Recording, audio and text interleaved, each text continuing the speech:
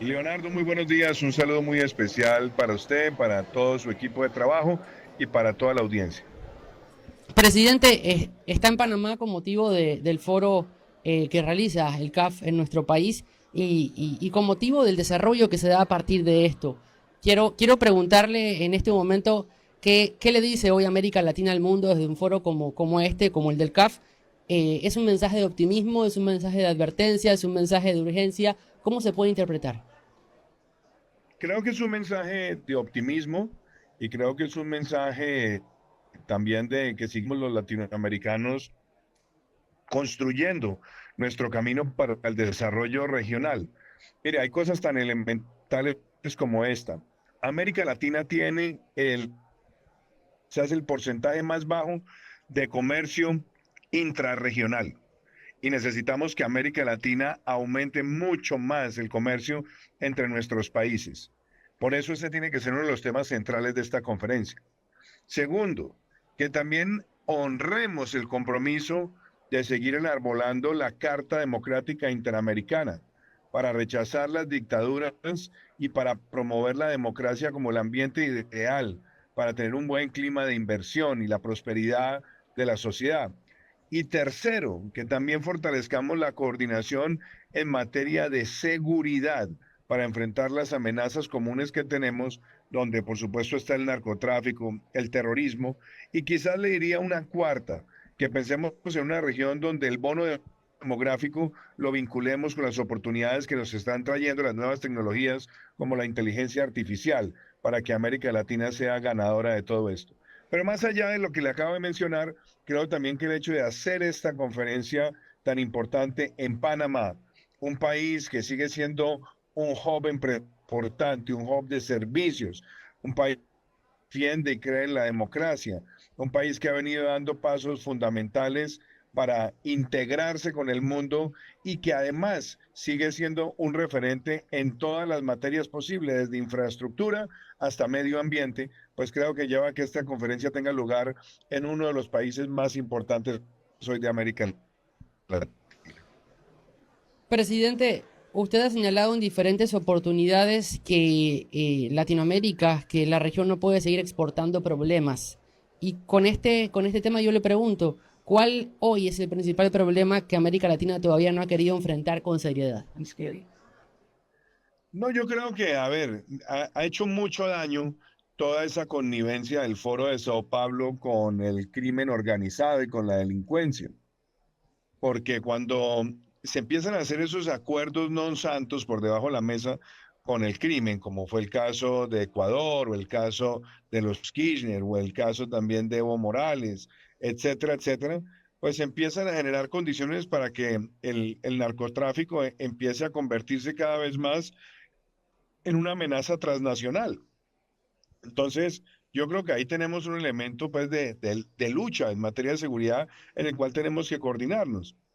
Pero creo que también lo otro es que América Latina, al aumentar las posibilidades de su comercio intrarregional, al tener cadenas de valor agregado, al desarrollar capacidad empresarial, industrial para la producción de bienes y servicios, pues va también a reducir la presión para que más ciudadanos miren en la migración la alternativa. Y creo que también los otros retos es darnos cuenta que las posibilidades que tenemos en materia de recursos energéticos, en materia de recursos minerales, en materia de bono demográfico, en materia de patrimonio natural y de biodiversidad, pues hacen que nuestra región juegue un papel estratégico para los próximos años.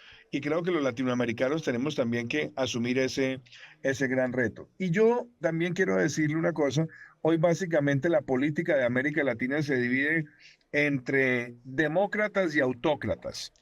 Y los demócratas, que son los que están generando las mejores condiciones de inversión, están trayendo resultados. Así muchas veces toque tomar decisiones impopulares. Mire, yo respeto lo que está ocurriendo en Panamá, donde el gobierno hizo la reforma del Seguro Social, impopular pero necesaria. Y fíjese, eso está haciendo que Panamá sea visto por los mercados por instituciones como la CAF y por muchos más, como un país serio, como un país que no está haciendo piruetas para la tribuna, sino que está haciendo las reformas estructurales que se requiere para la sostenibilidad de las finanzas públicas y para darle estabilidad de largo plazo a los inversionistas. Presidente, lo quiero traer, como hablábamos, al foro económico de CAF que se realiza aquí en Panamá, y por eso le quiero hacer la consulta. Hablábamos más temprano aquí en Radio Panamá sobre la presencia de mandatarios con diferentes ideas e ideologías para participar, para ser ponentes de este foro del CAF. Pero a su vez todo se reúne en Panamá, un país que está nuevamente entrando al mercado internacional y que quiere ser un punto de conexión para el mundo. Por eso también le pregunto, ¿qué está haciendo bien Panamá o qué está haciendo mal Panamá para posicionarse frente a países competidores? Mire, yo soy un gran admirador de Panamá. He tenido una relación cercana. Como presidente, interactué con todos los jefes de Estado que estuvieron en servicio a la nación. También he tenido una relación con los expresidentes y tengo una muy buena relación con el presidente Molino y con una buena parte de su equipo. Mire, yo creo que uno tiene que darse cuenta cuando un país asume la responsabilidad tecnocrática y gerencial. Lo que hizo el ministro Chapman promoviendo la reforma a la seguridad social fue fundamental. Lo que ha venido haciendo Panamá para consolidarse como un proveedor de servicios y atraer capitales para construir desde Panamá todo lo que es la infraestructura de elementos multilatinos, multinacionales de las empresas latinoamericanas es fundamental.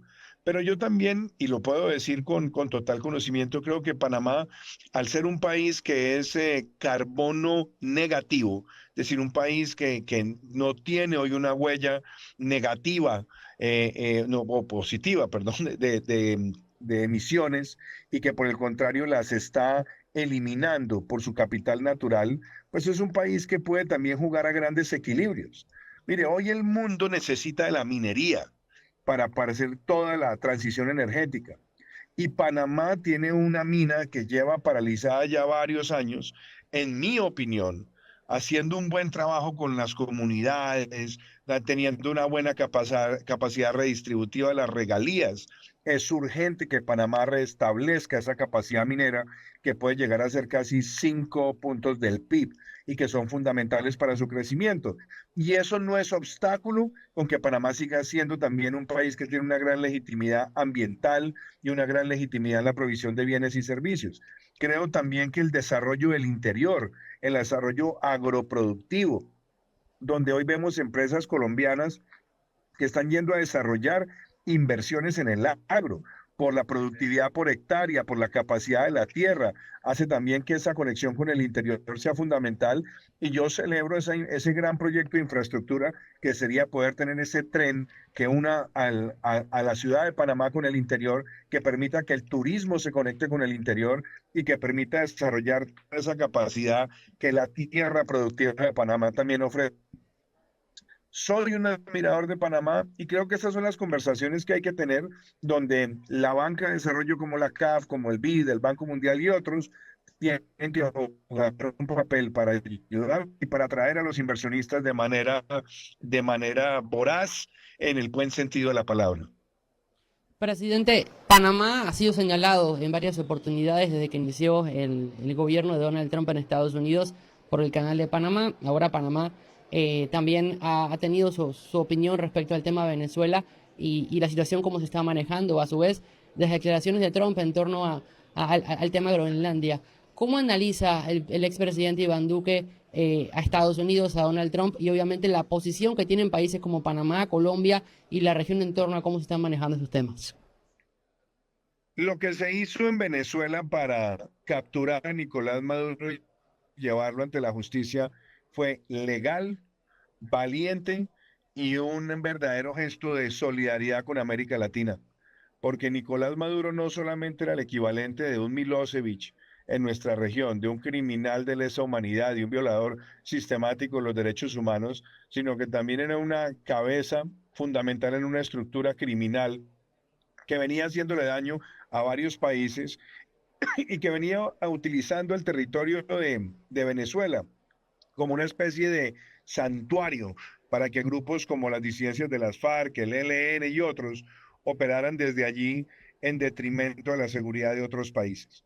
Entonces creo que haber hecho una operación de precisión legitimada por todas las determinaciones de la justicia de los Estados Unidos y respaldada también por varios países latinoamericanos que entienden que liberar a la región de ese sátrapa era fundamental para la seguridad hemisférica, a mí me parece que es un gran paso y yo lo celebro. Y creo que ahora lo que tenemos que buscar es que los países latinoamericanos que defienden la Carta Democrática, países como Panamá, también hagan parte del grupo de observación de la reconstrucción de Venezuela, de tal manera que se elimine el aparato represivo, se liberen todos los presos políticos, se permita el retorno de los líderes de la oposición y se pueda eventualmente construir una junta de unidad nacional donde esté presente también María Corina Machado, Edmundo González, y que permita a partir de ahí forjar todo lo que es el restablecimiento de un sistema electoral creíble y también las reformas institucionales para que también haya una reingeniería de las fuerzas militares que ya no tengan ese mando descentralizado con actividades criminales, sino que tengan nuevamente una leal subordinación a la Constitución y la ley, de tal manera que Venezuela se pueda proyectar hacia el futuro como una tierra. Y creo que Estados Unidos Sí. ahora en cabeza del de Rubio, del secretario Bassett y también de otras figuras de la administración, del presidente J.D. Vance, tienen la oportunidad de ayudar a que Venezuela se convierta en un faro de la democracia, justo en el año donde Estados Unidos está celebrando 250 años del Acta de Independencia. ¿Está de acuerdo el expresidente Iván Duque con el gobierno que lidera Delcy Rodríguez? ¿O usted creería que debería ver la forma de que María Corina Machado o en su lugar el presidente electo de Venezuela del Mundo puedan llegar a ocupar ese gobierno en este momento? Pues yo no creo que Delcy Rodríguez sea presidenta de nada. Ella en este momento sencillamente es una especie de regente transitoria mientras la estabilización, la reconstrucción y la transición que ha expresado el secretario Rubio se consolida. No tiene legitimidad, no la tenía Maduro, pero la va a tener ella. Ella está en una postura de subordinación y espero que así se mantenga, de tal manera que se puedan activar las otras fases. Es que no nos olvidemos que Venezuela es un estado fallido, allí no hay imperio de la ley, ahí no hay separación de poderes, ahí no hay organismos de control, ahí no hay poder electoral creíble, ahí no tenemos una credibilidad en el Banco Central, en la política monetaria. Entonces, sencillamente toca reconstruirlo todo y ella lo que tiene en este momento es que seguir las instrucciones para facilitar que las otras etapas que pueden ser secuenciales, pero también pueden ser simultáneas, se forjen con velocidad. Inclusive me atrevo a decirle una cosa. Yo creo que, dada la situación de Venezuela y la urgente necesidad de estabilización macroeconómica, pues no sería descabellado pensar en una eventual dolarización de la economía venezolana que permita que lleguen los flujos de inversión, que se genere credibilidad, que le reste manipulación en la política fiscal por parte del chavismo y que eso también facilite la transición hacia la estabilidad fiscal y macroeconómica, que es un pilar fundamental para tener la estabilidad política de cara al futuro de Venezuela. Presidente, le pregunto por China. Hay países en Latinoamérica que han quedado en el medio del debate China-Estados Unidos, Estados Unidos-China. ¿Cómo es el comportamiento de la región en torno al tema China y evidentemente su guerra comercial con Estados Unidos? Bueno, es que yo creo que sin lugar a dudas hay que entender varias cosas. La primera es que Estados Unidos tiene en China su principal o su segundo socio comercial, dependiendo del año y dependiendo cómo se vea de los últimos 20 años. Y América Latina igual. La gran mayoría de países de la región tiene como principal socio comercial o a China o a Estados Unidos. De hecho, si usted lo mira con el mapa del año 2000, en el año 2000, 30% de los países de América Latina tenían a los Estados Unidos. Hoy es China. Y China lo que ha hecho es aprovechar este mercado para invadirlo de productos. En el caso, por ejemplo, de mi país, tenemos una balanza comercial con China muy desfavorable para Colombia y que los chinos tratan de compensar abriendo oportunidades para las exportaciones. Pero yo creo que necesitamos que el comercio con Estados Unidos y el comercio intrarregional y el comercio hemisférico también se consolide. Yo no tengo problema frente a la inversión extranjera directa en proyectos de infraestructura, pero sí tengo preocupaciones cuando hay adquisición de activos estratégicos por parte de países que no comparten los mismos valores del libre mercado, que no comparten los mismos valores de la seguridad como valor democrático, porque eso puede abrir camino a que después perdamos soberanía en temas tan importantes como telecomunicaciones, protección de datos, etcétera.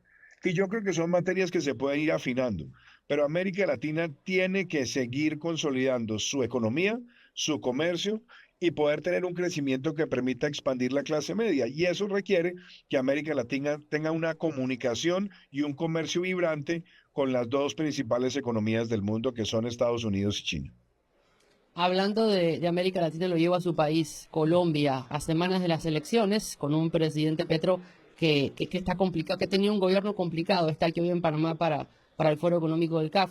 Pero, ¿cómo analiza las elecciones que se van a dar en Colombia en las próximas semanas? Creo que son las elecciones más importantes de la historia reciente en Colombia, porque el modelo de Petro, populista, demagógico, irresponsable, connivente con el crimen y desafiante frente a los instrumentos del derecho internacional como la Carta Democrática, porque él ha sido una especie de cariñoso componedor con los dictadores y ha sido muy bravucón con los demócratas. Con los autócratas maneja una relación más bien meliflua.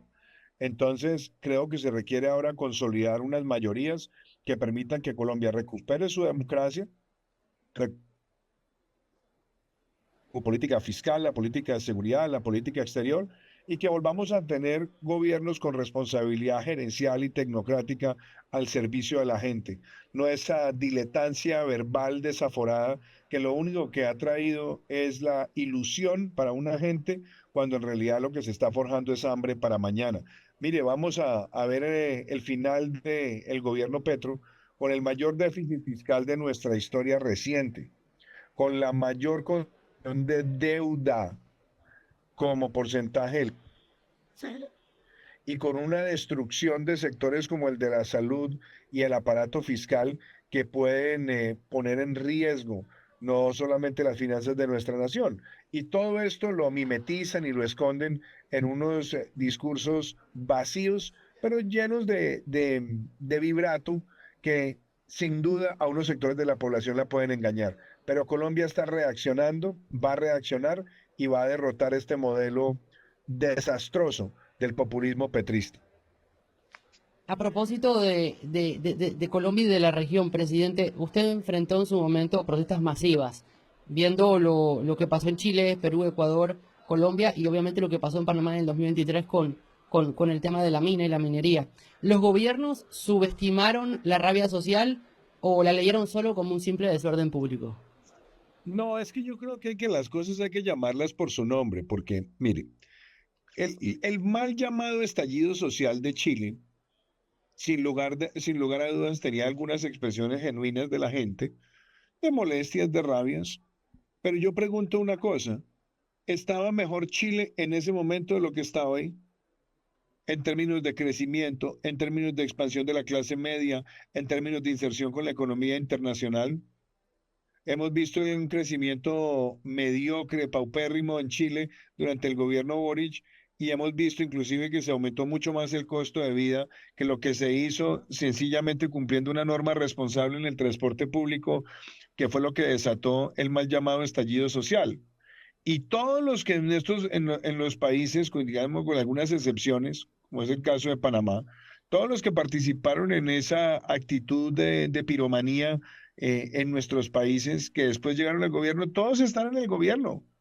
Todos los que incendiaron a Colombia hoy están en el gobierno Petro. Aquí ya se acabó el Comité Nacional del Paro. Los sindicatos en Colombia están anestesiados porque todos están en el gobierno.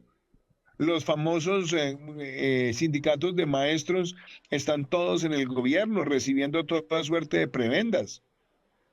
Y entonces uno tiene que darse cuenta que es que lo que hay detrás de esto es lo que llamaban algunos la combinación de todas las formas de lucha. Entonces ya no se conforman con la lucha ideológica, política y electoral, sino que tratan de incendiar al país, manipular a la población. Mire, yo le digo una cosa muy elemental, ¿no? Y no me da pena decirlo. Yo soy una persona que ha defendido la política ambiental y la política de sostenibilidad. Panamá es un país que es carbono negativo. Eso es algo muy importante a nivel mundial. Pero que hayan bloqueado en Panamá con protestas un proyecto minero que representa una pieza fundamental para diversificar la economía, para crear, para abrir más oportunidades, para sea, y ser invertida de manera estratégica en infraestructura que el país necesita, pues es sencillamente una irresponsabilidad, por no decir que es en sí mismo una actitud inmoral. Panamá tiene toda la política pública para administrar un proyecto minero con la responsabilidad con el medio ambiente, con el agua y con las comunidades. Y por eso yo creo que Panamá tiene que pensar con un sentido de unidad nacional y patriótica en que ese proyecto vuelva a restablecerse con todo el potencial. Porque lo que es absurdo es que hoy veamos todo el crecimiento de la demanda de minerales y también de materiales raros para ser refinados en China y el mundo viendo cómo crece esto y en América Latina nosotros paralizados cuando lo podemos hacer con responsabilidad y trayendo beneficios. Entonces muchas veces se utilizan algunos temas para incendiar. En el caso de Panamá fue la mina, en el caso de Colombia fue una reforma fiscal para poder salir con fuerza de la pandemia, en el caso de Chile fue el transporte masivo, un aumento mínimo, etcétera, etcétera.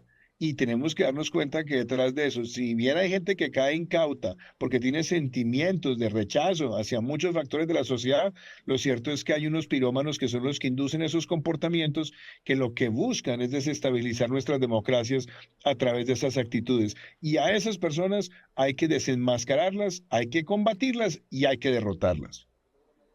Presidente Iván Duque, en la parte final ya del tiempo que nos ha concedido, le quiero hacer la consulta. La región, Latinoamérica, este foro y la región es en base también para poder sentar las bases para que se avance en el camino del desarrollo y en el camino que en realidad tienen que tener su rumbo para que se pueda seguir creciendo como país y como bloque económico, por llamarlo de alguna manera. Yo le quiero preguntar, ya habiendo hecho el balance aquí en estos minutos que nos ha concedido, en los próximos 10 años, ¿qué tiene que realmente cambiar Latinoamérica para poder tener un crecimiento en base a economía y no poner en riesgo otras cosas como la democracia, el desarrollo de los diferentes países y todos los hechos que están aconteciendo día a día? Sin democracia no hay prosperidad. Hay que acabar con las dictaduras en la región. Ya cayó el tirano en Venezuela, ahora tiene que caer la tiranía. Lo propio tiene que pasar en Cuba y en Nicaragua. Porque para que la prosperidad pueda reinar en la región, necesitamos una región sin dictaduras.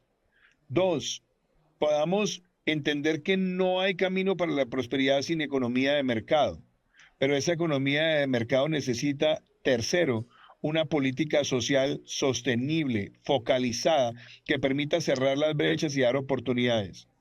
Cuarto, que entendamos que la seguridad es valor democrático y sin seguridad no hay prosperidad ni libertad de inversión. Y quinto, necesitamos que América eche el bono democrático para que lo podamos unir con las oportunidades que da la tecnología y el emprendimiento. Y para eso se requiere crédito, incentivos, comercio intrarregional e inserción en las cadenas de valor global. Nuestra meta regional para la próxima década es que América Latina pueda crecer por encima del 5% y eso nos permita cerrar las brechas y erradicar en toda la región la pobreza absoluta, obviamente con países que necesitan un foco mucho más complejo y difícil de ejecutar, como es el caso de Haití, por ejemplo. Pero si la región logra crecer en promedio por encima del 5%, muy pronto podremos cerrar muchas brechas. Podríamos decir que conquistamos la derrota de la pobreza absoluta y empezamos una mayor expansión de la clase media en estos primeros 50 años del siglo XXI. Presidente Iván Duque, gracias por estos minutos en Radio Panamá. Ojalá sea la primera de muchas entrevistas que tengamos a lo largo de este tiempo, de estos días. Y bienvenido al país que está aquí para el foro económico que se desarrolla con la CAF. Muchísimas gracias, un verdadero honor.